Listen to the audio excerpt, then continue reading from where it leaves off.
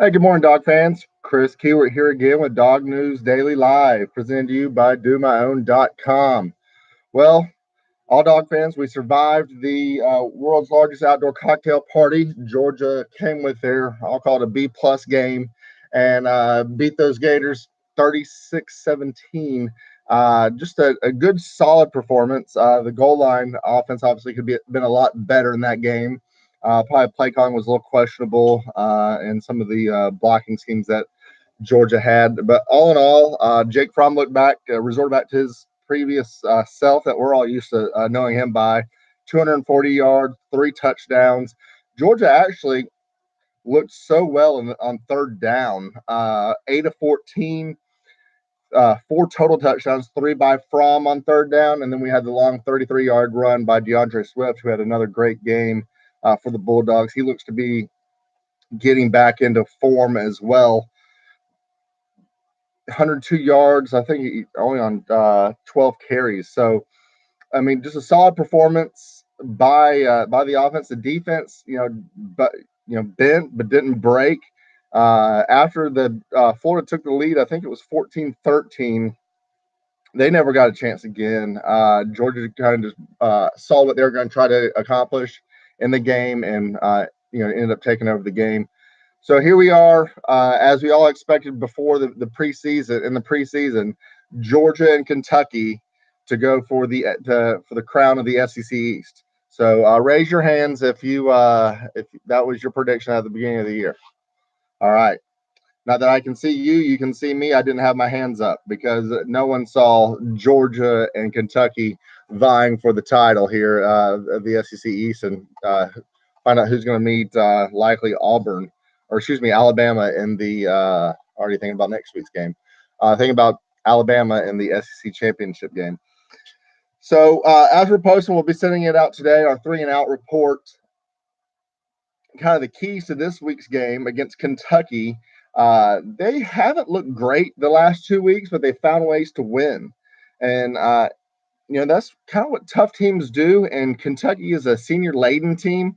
All over the offensive and defensive line, you're going to see a lot of seniors on that team. They gel well. They play well. Now, I'm not comparing them to last year's Georgia team, but a lot of seniors on that team, a lot of leadership that's causing the cohesion on that team. And then, they're a solid defense. They're very one-dimensional now on offense. They want to run the ball. It's going to be 3 yards, cloud of dust. And Georgia's going to have to prove that they can tackle in space. They had some times there in against Florida. They were a little sloppy against the run, or just tackling in space, but against the run. But they did hold Florida, I think it was 160 plus yards or so. So there it is. Georgia's got to stop the run.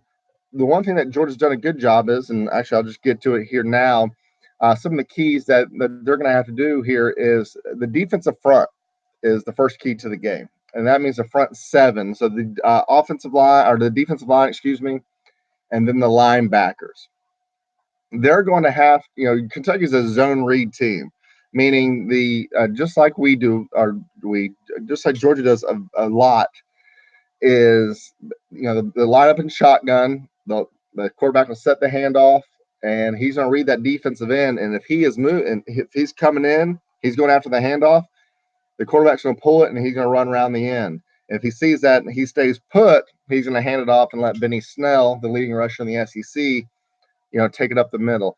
Georgia's already gone against a lot of these teams. Middle Tennessee State is a team that runs that offense. Austin Peay runs that offense. They're not the caliber of Kentucky. I'm just telling you about the offensive schemes that they run. So you're going to see, they've seen this kind of offense before.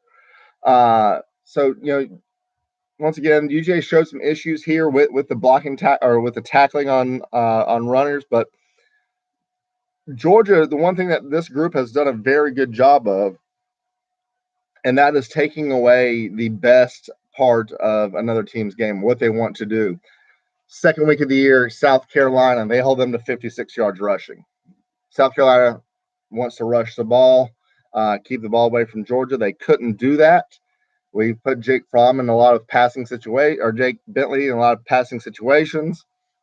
He didn't look very good. We were okay with him wanting to pass and us being able to pin our ears back and go after him.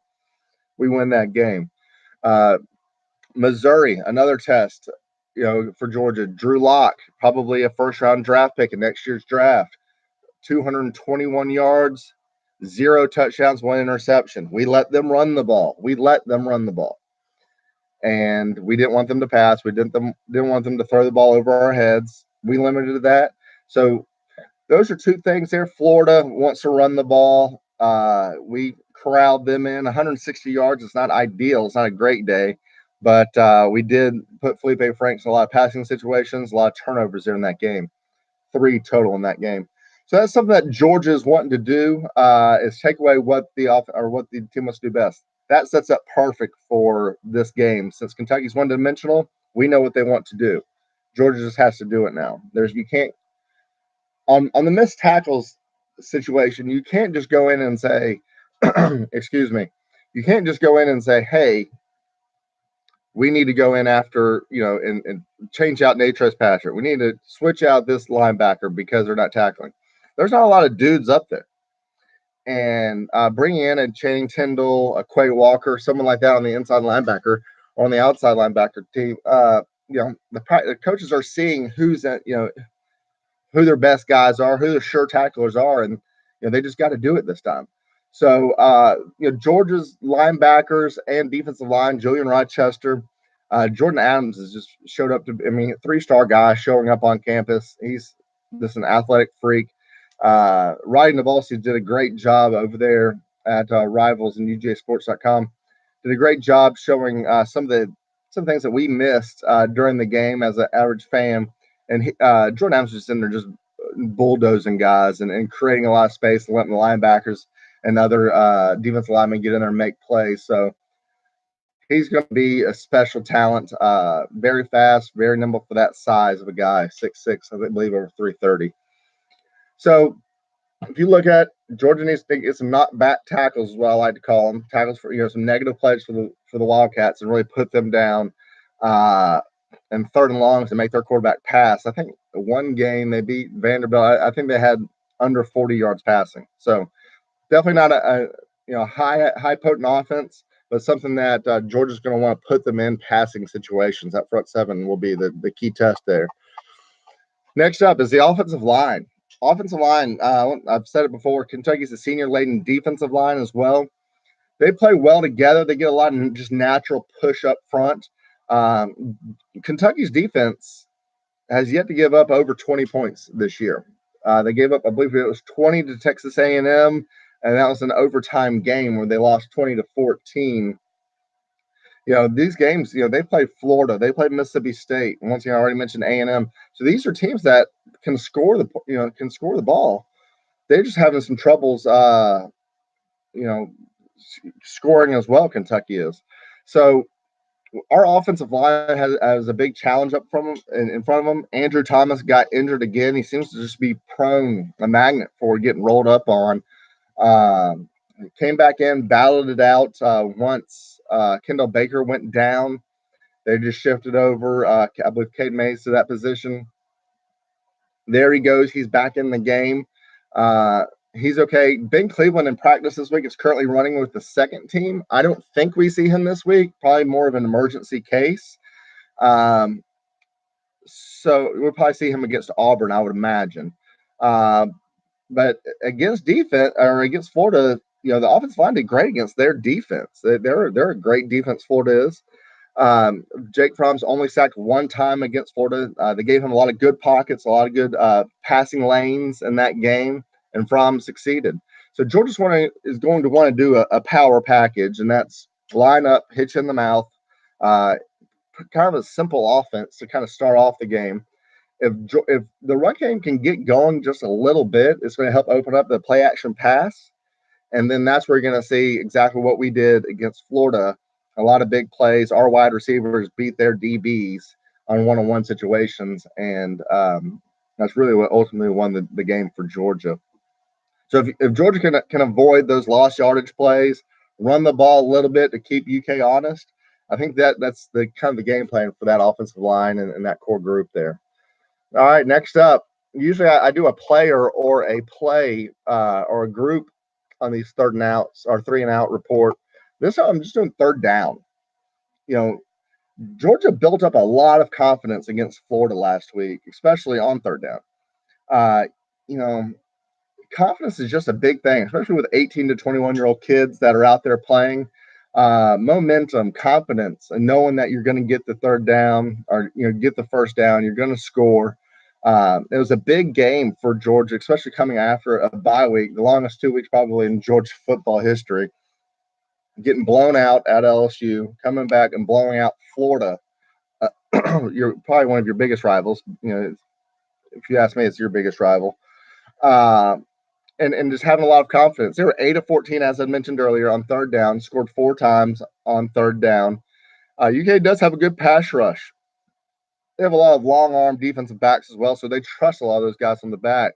Georgia's going to want to have to do a lot of screen plays, do a little misdirection plays as they did, maybe some run some counters on offense to slow down their rush. But if Georgia can get some positive yards on first and second down, and that's obviously my previous point there with the offensive line, they can get some first and second down and get some positive yards there. From Company will have manageable third downs, and then Kentucky's going to want to control the clock, control the ball. So third downs and keeping our offense on the field and our defense off of it will be very key in the game there. So looking back on it here, for my game score and prediction here this week, as I just mentioned, Georgia's really focused in on what the other squad does best. Georgia's 2017 defense was lights out, one of the best ever in college football. If you ask me, I know they gave up a ton of points to Oklahoma, but that team was senior laden on the defensive side. Dominic Sanders, school history and INTs. Obviously, you have Roquan, Davin Bellamy, Lorenzo Carter, Atkins up the middle. So you just had a lot of solid pieces there, a lot of complementary pieces on that team. DeAndre Baker. So this team seems to be a little bit different on the defensive side of the ball. So they're going to want to have to focus in on that run. And they're going to be up in Lexington, a raucous crowd. And they're just going to have to really take the crowd out of the game early. They do that by getting some turnovers. Kentucky once again is going to want to run the ball. So Mel Tucker and company are going to have to find ways, if that's blitzing the run, and try to just slow them down and get them off the field, especially on third downs I previously mentioned. I expect Fromm to be on the field. Do we see Justin Fields this week? I'm not sure. I think you could have seen Jake Fromm Justin Fields last week, especially in that goal line situation.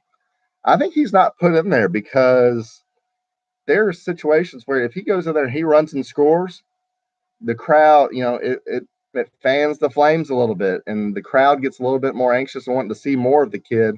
He's scoring touchdowns in the red zone. So I think Kirby intentionally doesn't put him in there in that situation due to the fact that of the fan base and the media's craze over having to see Fields in the game. So do we see him this week? We could, but I would not expect it. All in all, I think Georgia does a lot of play action, does a lot of screens in this game. Ultimately, I think they pull away from the Cats in the second half. Georgia is just too talented. And Kentucky's going to need, if Georgia can not turn the ball over and Kentucky can play their best game, it is a close game.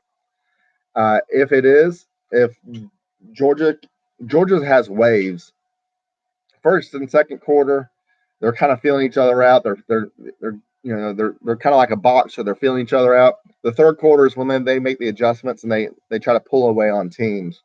So I think you see something similar to that.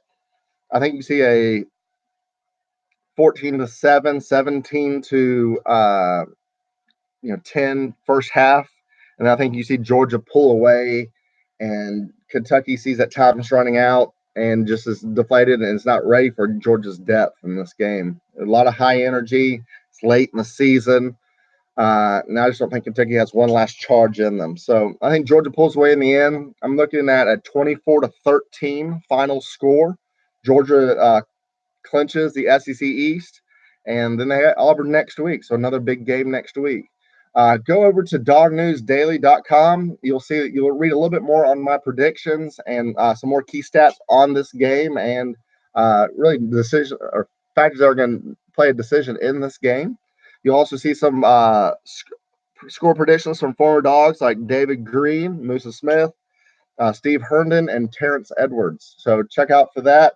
Once again, I want to thank our sponsors at domyown.com. They are your go-to for any of your home and garden lawn care needs. Uh, get online. Go to domyown.com, domyown.com. Click on it. Get on their website. Surf it. Once you click on it, you buy it. Guess what? Fast, free shipping. It's on your doorstep. Next thing you know, you're DIYing like a pro. So go over there. Go over to their website. Check them out. We're going to be doing another contest here on the T-shirts this week. So check out the T-shirts. We'll have that. You got to guess the correct score of the Kentucky-Georgia game, and we'll have a tiebreaker. I'll have all that up on all of our social media links: Facebook, Twitter, and Instagram. Hey guys, we're getting close here. This is a make all break all game here for Georgia. Looking forward to watching it. Safe travels to all those heading up to Lexington, and as always, guys, go Dogs.